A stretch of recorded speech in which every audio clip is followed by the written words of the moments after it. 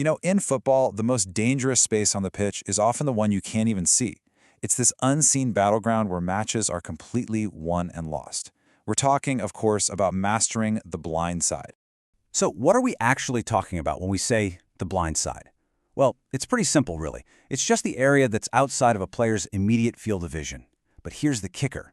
The fundamental problem for every single player on that field, you literally cannot track the ball and an opponent on your blind side at the same time. It's physically impossible. And that one simple fact, it cracks the game wide open.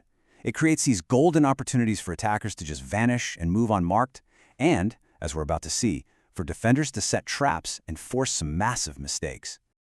All right, so let's dive right into the juicy stuff. How do the absolute best players in the world weaponize this unseen space? Let's start with the art of the attack. First up, we've got a classic, the absolute bread and butter for any top-tier forward, the off-the-ball run. The idea is so simple, but it is absolutely lethal. You make your move behind a defender who is completely 100% fixated on the person with the ball. They literally have no idea you're even there. So how does it work in practice? Well, the attacker almost hides. They deliberately stay out of the defender's direct line of sight. They're patient. They wait for that perfect moment, timing their run to explode into that space the exact second the defender's attention is somewhere else. And by the time that poor defender even thinks about turning their head, game over. It's too late. You see guys like Erling Haaland and Kylian Mbappé do this all the time. It's not just that they're ridiculously fast, they're absolute masters of this timing, this art of invisibility. It's what makes them seem impossible to mark.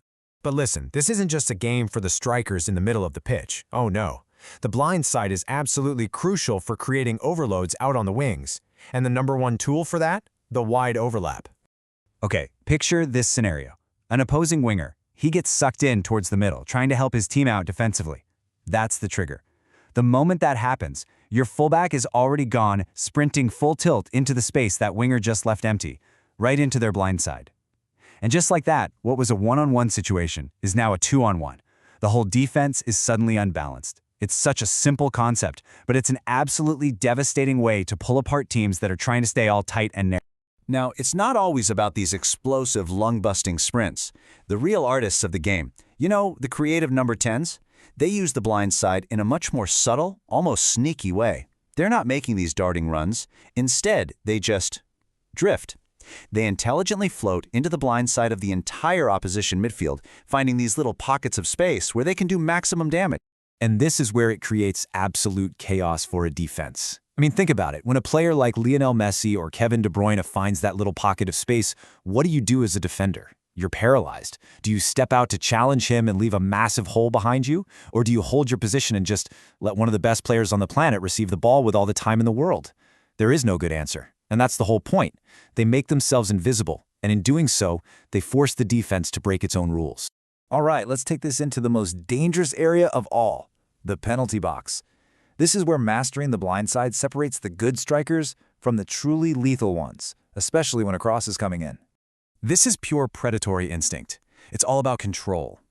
A striker like Lewandowski or, again, Haaland will glue themselves to the defender's blindside shoulder. The defender can't see them, can't feel where they are. They just stay hidden, lurking, until that ball is whipped in. And at that exact moment, they make a sudden, sharp dart to the near post or the far post.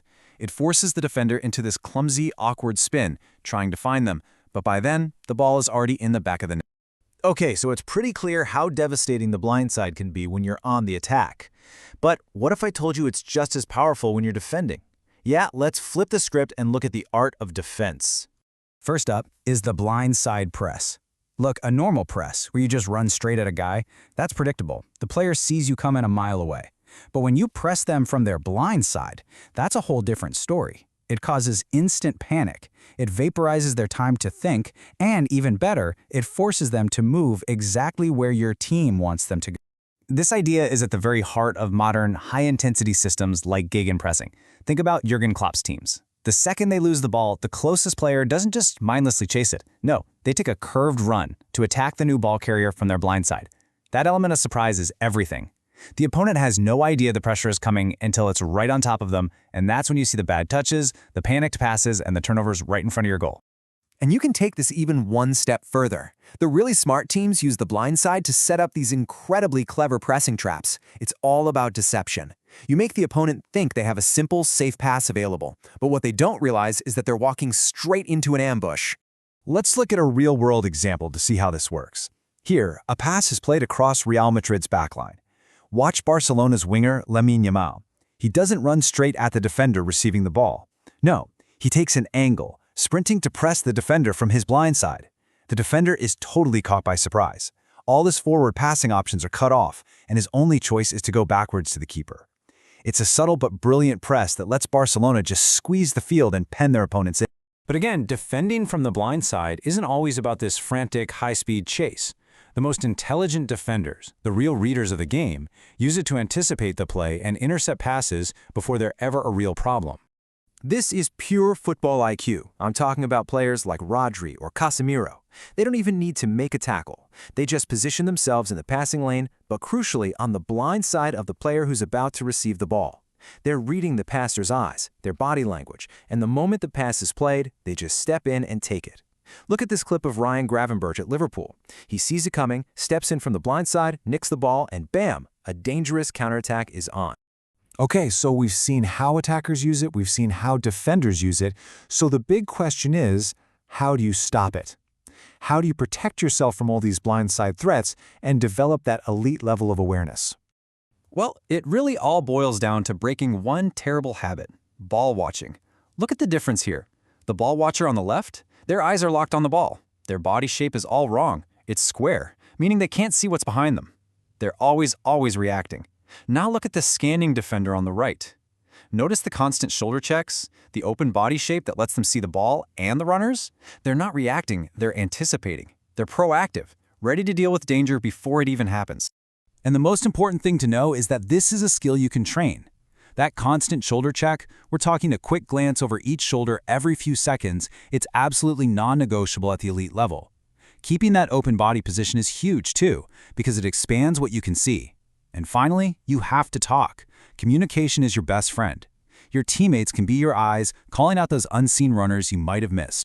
When you really get down to it, all of this reveals a much deeper, more intelligent side of football. It's what we call the game within the game. Mastering the blind side isn't really about being the fastest or the strongest guy on the pitch. Now, this number is just here to make a point, but the concept behind it is spot on. The huge majority of what makes a player great at using the blind side is pure tactical intelligence. It's not about your 40-yard dash time. It's about being the smartest person on the field. It's about understanding space and timing and even getting inside your opponent's head. And that really is what it's all about. Whether you're attacking or defending, it doesn't matter. The blind side is the ultimate test of a player's football brain. It's about having the ability to see the game unfold before it happens, to read the patterns, and to make your move at the absolute perfect moment. So here's a challenge for you. The next time you sit down to watch a match, try not to just follow the ball. Force yourself to look for that other game, the one happening off-screen. Ask yourself, whose movements are going completely unnoticed? Who is quietly pulling the strings from the shadows? Because that's where you're going to find the true masters of the game.